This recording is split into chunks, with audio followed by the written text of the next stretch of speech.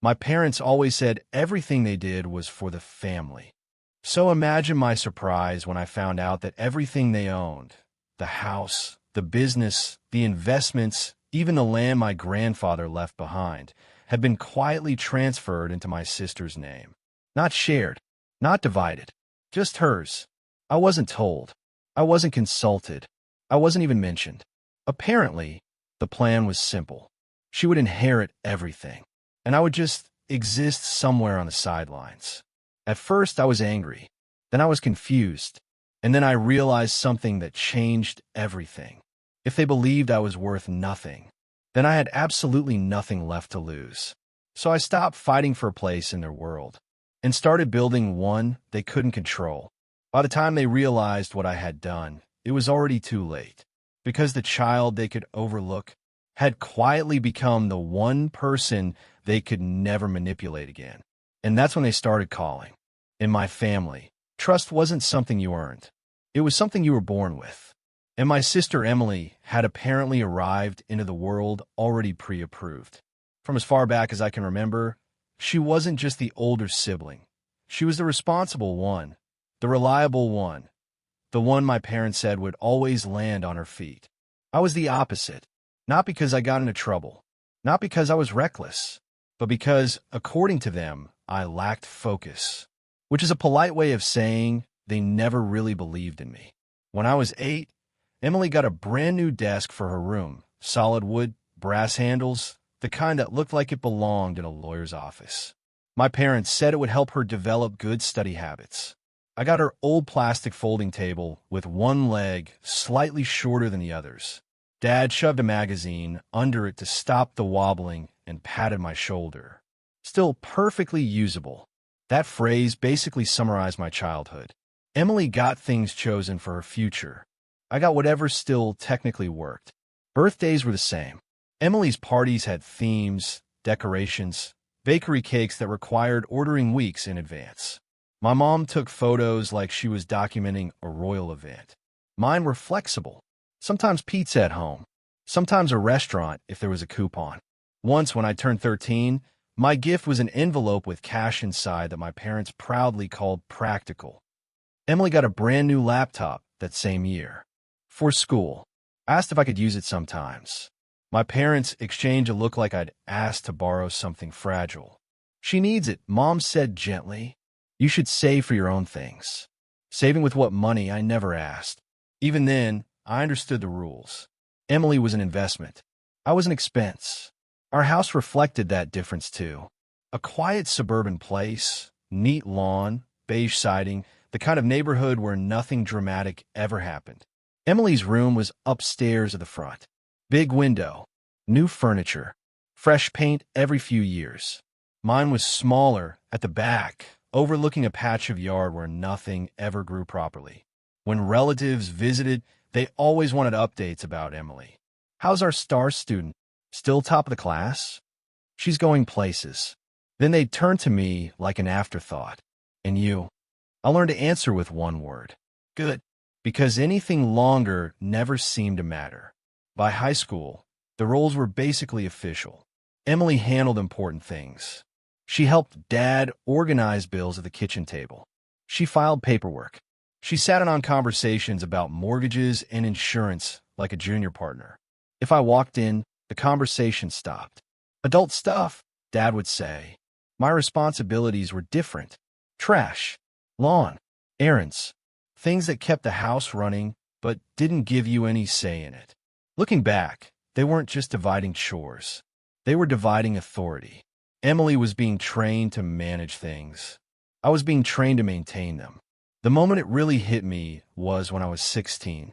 Dad bought a newer car and parked it in the driveway like it was a prize. Then he handed the keys to Emily. For college, he said, you'll need reliable transportation. She hadn't even graduated yet. I stood there waiting for the part where he mentioned sharing it. He didn't.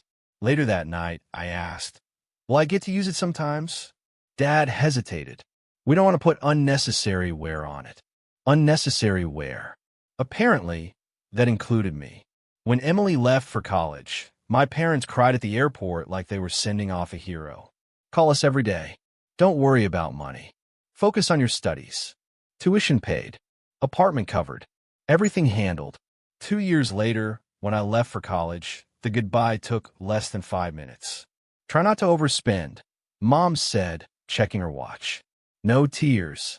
No speeches. Just a reminder that I had loans to worry about. By then, I'd stopped expecting things to be fair. What I didn't realize was that this wasn't just favoritism. It was preparation. Because while I was learning how to survive on my own, Emily was being positioned to control everything. And by the time I found out just how much had already been put in her name, it was far too late to change it. By the time I graduated college, I had stopped waiting for my parents to believe in me. I figured if I wanted a future, I was going to have to build it without them. No safety net. No family money. No, just focus on your studies, speeches. Just student loans, a used car that made a suspicious noise every time I accelerated, and a part-time job that barely covered groceries. While Emily stepped into a position at a firm through one of Dad's connections, a job she called a great opportunity, I took whatever I could get. Reception work, delivery driving, weekend shifts nobody else wanted. It wasn't glamorous, but it kept the lights on. And somewhere in that grind, I noticed something. The small businesses I delivered to were constantly struggling with the same problems: outdated systems, messy scheduling, customers slipping through the cracks because nobody had time to manage everything properly. Owners were exhausted. Employees were overwhelmed. And everything ran on sticky notes and half-broken spreadsheets. One night, after a 12-hour shift, I sat in my tiny apartment eating instant noodles and thought, what if I could fix that? Not with some revolutionary invention, not with millions in startup funding, just with something simple, reliable, affordable. So I started learning. Online courses, free tutorials, forums full of people arguing about the best way to do things. I'd work all day, then come home and spend hours teaching myself how to build basic management software, scheduling tools, inventory trackers, automated reminders. Nothing flashy. Just things that actually helped. The first version was ugly. The interface looked like it had been designed in 2003, but worked. I convinced a local shop owner to try it for free. 2 weeks later, he asked if he could keep using it and offered to pay. It wasn't much, barely enough to cover my internet bill, but it was proof. Someone saw value in something I built. That mattered more than the money. From there, things grew slowly. Not viral success. Not overnight transformation. Just one customer, then another, then a referral from someone who knew someone. Every dollar went straight back into improving the product. Better hosting, cleaner design, features people actually requested. Meanwhile, my life still looked exactly the same from the outside. Same apartment, same car, same tired guy clocking into work every morning. My parents never asked about any of it. When I visited, conversations revolve around Emily's promotions, Emily's investments, Emily's plans. If I mentioned I was working on something, the response was always polite but dismissive. That's nice. Just make sure you keep a stable job. You don't want to take unnecessary risks. Translation: don't embarrass us by failing publicly. So I stopped mentioning it. I built everything quietly. Nights turned into early mornings. Weekends disappeared. Relationships faded because I was always busy. But slowly, the numbers changed. Monthly income from the software started matching my salary, then surpassing it. The day I realized I could quit my job without panicking was surreal. I didn't celebrate. I didn't announce it on social media. I just submitted my notice, packed my desk, and walked out carrying a cardboard box that contained my entire office life. Freedom didn't feel dramatic. It felt quiet. For the first time ever, I wasn't maintaining something someone else built. I was running something that existed because of me. Within a year, I had a small team working remotely. Customer support, development help, operations. Nothing huge, but stable, profitable, growing. I moved into a better apartment. Bought a car that didn't sound like it was negotiating with death every time I started it. Still, I kept things low-key. No luxury displays. No big announcements. partly because I didn't want attention, and partly because, deep down, I already knew how my family would react. Not with pride, not with curiosity, but with skepticism, because in their version of reality, success didn't come from me. It came through Emily.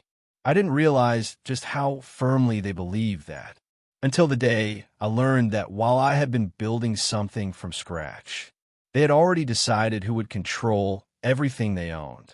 And my name wasn't even part of the conversation. I found out by accident, not during some dramatic family meeting, not through a lawyer, not even from my parents themselves. It happened on a random Sunday afternoon at my parents' house, the kind of visit that feels more like an obligation than a choice. Emily was there too, sitting at the dining table with a stack of paperwork spread neatly in front of her. Labeled folders, tabs, sticky notes, highlighter marks. It looked less like a casual visit and more like a board meeting. Mom was hovering nearby, making tea. Dad was standing behind Emily's chair, reading over her shoulder like she was presenting quarterly results. I walked in mid-conversation. "And this one is the updated deed," Emily was saying calmly, tapping a page. "It just needs to be notarized." Dad nodded approvingly. "Good. That simplifies things." No one explained what things were. I sat down, half listening, assuming it was something boring: insurance, taxes, retirement planning. The usual adult paperwork I'd never been included in before. Then Mom handed Emily another folder. "This one has the investment accounts," she said. "We consolidated everything like the advisor suggested." Emily flipped through the pages with the kind of confidence you only have when you know exactly what you're looking at. I finally asked, "What's all this for?" There was a brief pause.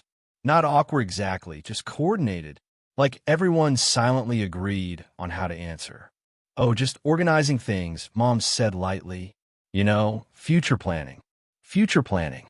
That phrase should have been reassuring. Instead, something about the way she said it made my stomach tighten. Emily kept reading, didn't even look up. I leaned slightly closer to the table, not snooping, just curious, and that's when I saw it. Her name. Not once. Everywhere. Property titles. Account holders. Legal beneficiary lines. Ownership fields. Emily Carter. Emily Carter. Emily Carter. At first, my brain didn't process it. I assumed I was misunderstanding. Maybe she was just helping manage things. Maybe it was temporary. "Why is your name on all of that?" I asked. Emily finally looked up. Calm. Unbothered. Almost puzzled that I didn't already know. "Oh," she said like it was obvious. "Mom and Dad put everything in my name." Everything. The word landed heavier than it should have. "What do you mean everything?" Dad answered this time, in the same tone he used to explain practical life decisions. "The house, the accounts, the business interests. It's just easier this way." "Easier? For who?" I asked.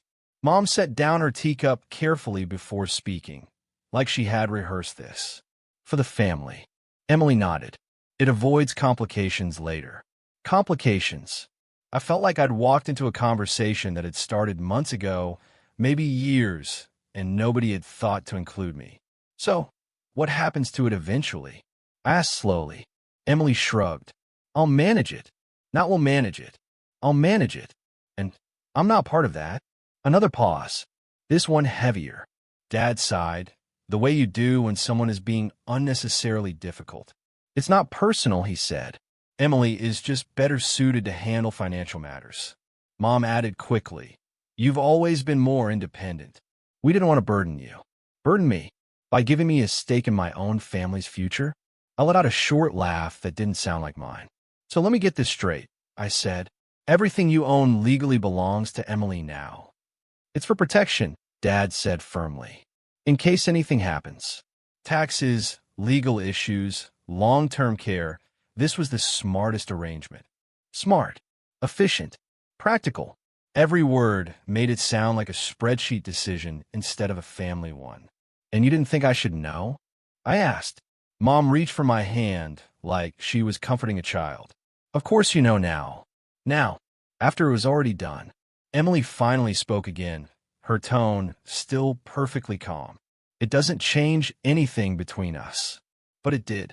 because suddenly every memory of being excluded, overlooked, dismissed, snapped into focus. This wasn't accidental. It wasn't temporary. It was permanent, legally permanent. I looked around the house, the same house I grew up in, the place that was supposed to belong to all of us in some way. Except now, on paper, it didn't. It belonged to my sister. Not our family. Not both of us. Her. And the worst part? No one in that room thought it was strange. To them, this wasn't betrayal. It was just logical. I left not long after that. No yelling. No dramatic confrontation. No slammed doors. Just a quiet exit while they went back to discussing signatures and notarization appointments. In the car, I sat with my hands on the steering wheel for a long time without turning the engine on. Not angry. Not even surprised if I was honest. Just clear. For the first time in my life, I understood exactly where I stood. Not as an equal. Not as a partner in the family's future. Not even as a fallback option. I was outside the system entirely. And once that realization settles in, something else follows. Relief. Because if they had already decided I wasn't part of what they were building, then I didn't have to feel guilty about building something of my own. Something separate. Something untouchable. Something they would never be able to control. After that day, I stopped arguing in my head. For years, I had tried to explain things away. Maybe they didn't realize. Maybe they thought I didn't care. Maybe someday it would balance out. But once everything was legally in Emily's name, there was nothing left to misunderstand. They hadn't forgotten me. They had accounted for me and decided I wasn't necessary. So I adjusted accordingly. Not dramatically. Not in a way anyone could point to and say, "See, you're overreacting." Just quietly. I stopped volunteering information about my life. When Mom asked how work was going, I said, "Fine." When Dad asked about future plans, I said, "Still figuring things out." When Emily talked about investments or long-term planning, I nodded like it didn't concern me, because technically it didn't. I didn't argue. I didn't protest. I didn't ask questions anymore. And interestingly, nobody pushed. It was almost like my silence made things easier for everyone. Family dinners became surface level.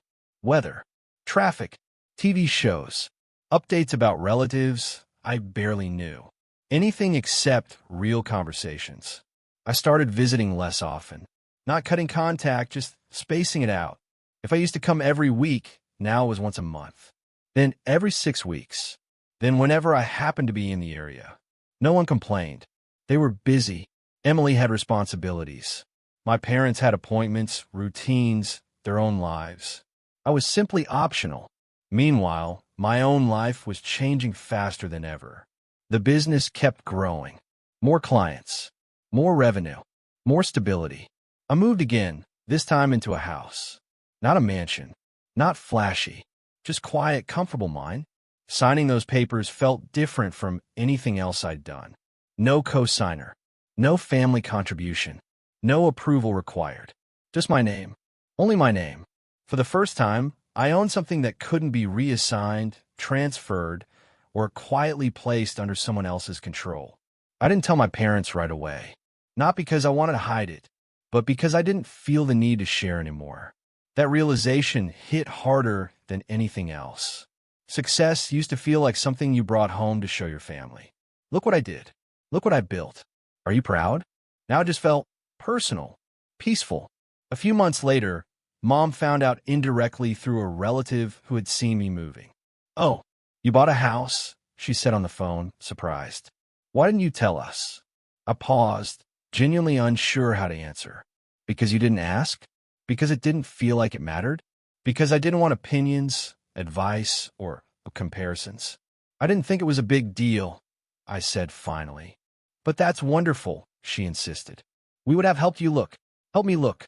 Not help me buy. Not help me decide. Just supervise the process." Dad asked practical questions, neighborhood, mortgage rate, resale value, like he was evaluating a purchase instead of acknowledging an achievement. Emily asked if I had considered long-term asset diversification. Not congratulations. Not you did it. Just strategy. When they visited for the first time, They walked through the house like inspectors, checking closets, peeking into rooms, commenting on layout efficiency. "It's nice," Mom said eventually, in the same tone you use when something isn't bad enough to criticize but not impressive enough to praise. Emily nodded. "A good starter property." Starter. I had bought it outright, but correcting her didn't feel worth it, because in that moment I realized something important. They weren't trying to hurt me. They just didn't see me. Not as someone capable of building something meaningful on my own. Not as someone whose choices carried weight. Just the other child. The independent one. The expendable one. After that visit, the emotional distance became permanent. Phone calls got shorter. Updates got rarer. Holidays became optional instead of automatic. And strangely, I didn't feel lonely. I felt lighter. Because maintaining the illusion of closeness had always required effort. Effort to be understood, validated, included. Without that expectation, there was nothing left to strain. I built routines that had nothing to do with them. Friends who knew my real life. Work that challenged me. Spaces that felt like home because they were chosen, not inherited. For a while, everything settled into a quiet equilibrium. They had their system, organized, controlled, centered around Emily. And I had mine, separate, self-sustaining, invisible to them. It might have stayed that way indefinitely if success had remained quiet. But success has a way of becoming visible whether you want it to or not. New clients, public recognition, mentions in places family members actually pay attention to. Eventually, word started to travel back. And the moment they realized I wasn't struggling, that I didn't need their safety net, that I had built something substantial without them, the dynamic shifted. Because independence is easy to ignore until it threatens the balance of power. At first, the silence felt like peace. No surprise visits. No daily phone calls asking where I was, who I was with, what I was doing. No passive-aggressive reminders about family duty. For the first time in my life, I could breathe, but peace was something my parents had never tolerated for long. It started small. My mom began calling again. Sweet voice, careful tone, like nothing had ever happened. "Beta, we miss you. You haven't come home in so long. Family should stay connected." I kept my answers polite but distant, because I knew this wasn't about love. It was about access. Then came the real reason. "So, how is your work going?" she asked one evening. Not "how are you?" Not "are you happy?" "Your work." I gave a neutral answer. "It's fine." A pause. "You know, your sister and her husband are thinking of expanding. Maybe you can help them? You understand these business things." There it was. Not pride. Not support. Utility. I said, "I'm focused on my own projects right now." Her tone cooled instantly. "You shouldn't be selfish. Family comes first." I almost laughed. Family had come first, right up until the moment they wrote me out of everything. A week later, my dad called. He never called unless it was serious. "I heard you've been doing well," he said, voice formal. "Who told you that?" I asked. "People talk." Of course they did. In our community, success doesn't stay private for long. "I want you to come home," he continued. "We need to discuss something important." I already knew. Still, I went. Walking into that house felt like stepping back into a version of myself I no longer recognized. Same furniture, same smell, same invisible pressure in the air. But something had changed. I wasn't the powerless one anymore. We sat at the dining table, the same table where every major decision had been made without me. My sister and her husband were there too. That alone told me everything. My dad cleared his throat. "We've been thinking, since you're doing well now, maybe it's time to bring everything together." "Together how?" I asked. He leaned forward. "You should join the family business." I blinked. "The one that's legally in her name?" Silence. My sister avoided my eyes. My dad waved a hand dismissively. "Paperwork doesn't matter. It's all family." Paperwork hadn't mattered when it protected them. Now suddenly, it didn't matter at all. And what exactly would my role be? I asked. "You would manage operations," my brother-in-law said quickly. "You're good at that." Translation: do the work. Have zero ownership and decision power. I asked. My dad frowned. Why are you making it complicated? Because it was complicated. Because I had already lived that life. I need equity, I said calmly. Ownership. Legal stake. The reaction was immediate. My mom gasped like I'd insulted them. My sister stiffened. My dad's face hardened. You want to take what belongs to your sister? He snapped. Take. I had never been given anything to take. I want what matches the work, I replied. My brother-in-law scoffed. We built this from the ground up. I stared at him. No, I had helped build it. I just hadn't been allowed to own it. Then you don't need me, I said, standing. My mom's voice cracked. So, you're abandoning your family? There it was, the ultimate weapon. Guilt. But it didn't land the way it used to.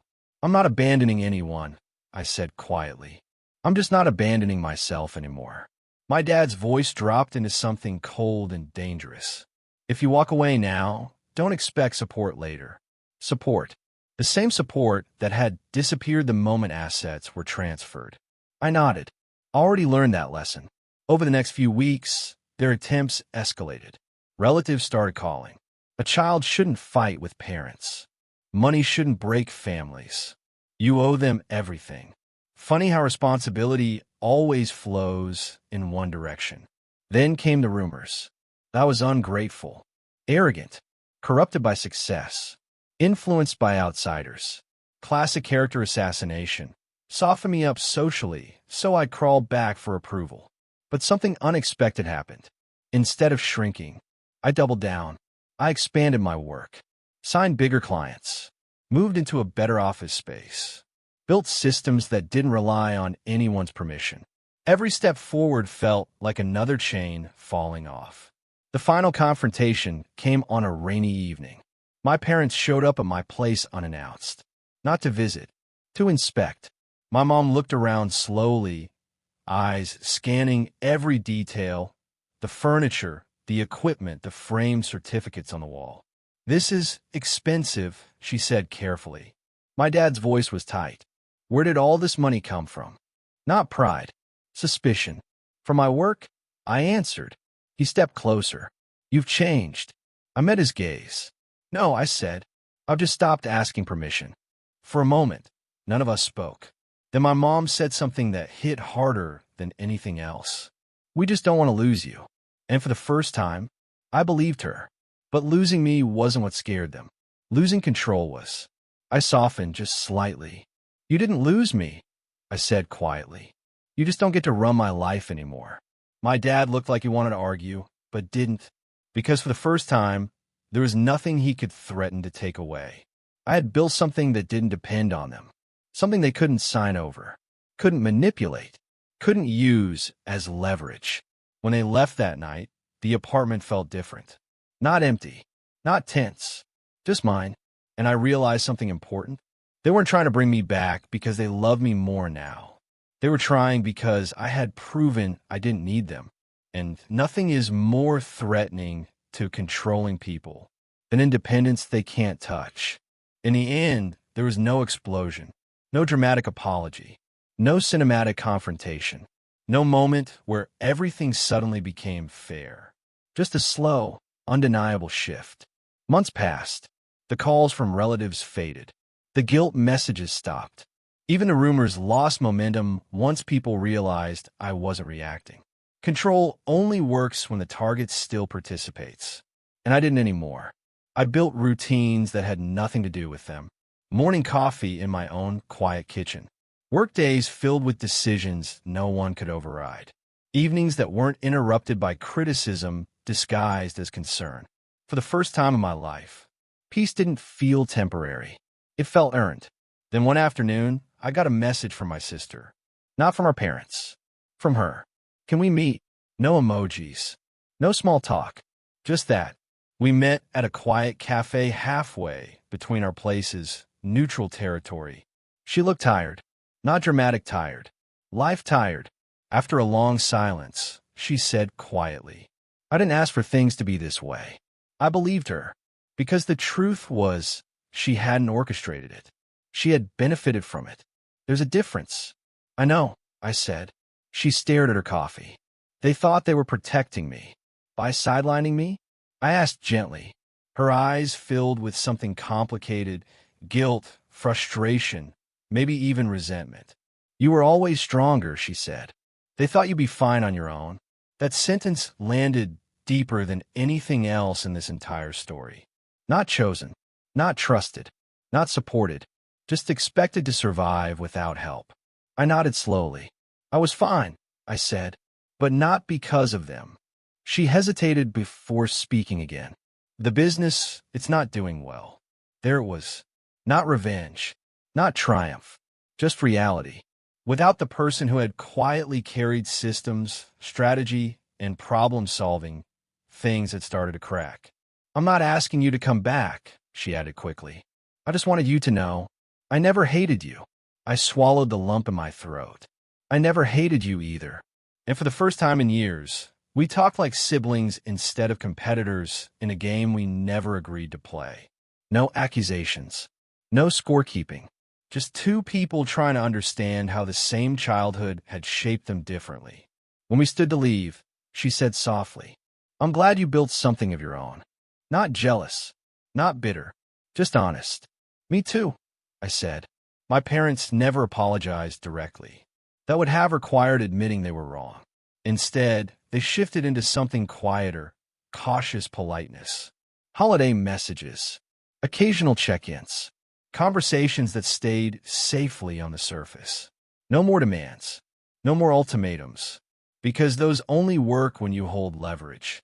And they didn't anymore. The real closure didn't come from them. It came on an ordinary evening. I was sitting alone in my apartment, paperwork spread across the table, city lights glowing through the window. Not glamorous, not dramatic, just calm. And I realized something that stopped me cold. I wasn't angry anymore. Not because they had fixed things, but because I had stopped needing them to. All those years, I thought closure meant being understood. But real closure is when understanding stops being required. I walked to the window and looked out over everything I had built. Every late night, every risk, every moment I chose growth over approval. None of it could be signed away. None of it could be reassigned to someone else's name. None of it depended on being chosen. Because this time, I had chosen myself. People think the most satisfying revenge is watching others fail. It isn't. The real victory is becoming someone their decisions can no longer limit. Not louder, not harsher, not colder, just free. Sometimes I still visit my parents. We drink tea, talk about safe topics, avoid the past like it's fragile glass. And that's okay. Not every wound becomes a bridge. Some just become distance you learn to live with. Before I leave, my mom always says the same thing now. Take care of yourself. She used to mean it as a warning. Now it sounds like acceptance. As I walk away from that house each time, I don't feel rejected anymore. I don't feel victorious either. Just steady. Because the truth is, they didn't lose me when they put everything in my sister's name. They lost me the moment they assumed I would stay powerless. And I didn't. I built something they couldn't control. A life. A future. A version of me that no longer waits to be chosen. And that was the real inheritance.